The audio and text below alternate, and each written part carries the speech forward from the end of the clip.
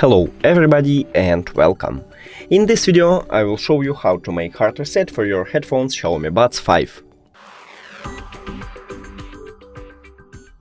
You have to start by put your headphones to the charging case, and after that press and hold connectional button for at least 10 seconds until you can see that LED light it start flashing orange.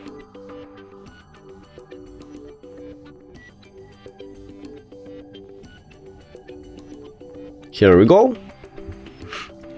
Now click the information icon or settings icon if you have Android.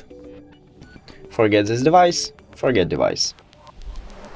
After that, if you have Android, click pair new device and click on your headphones to connect them. And that's it.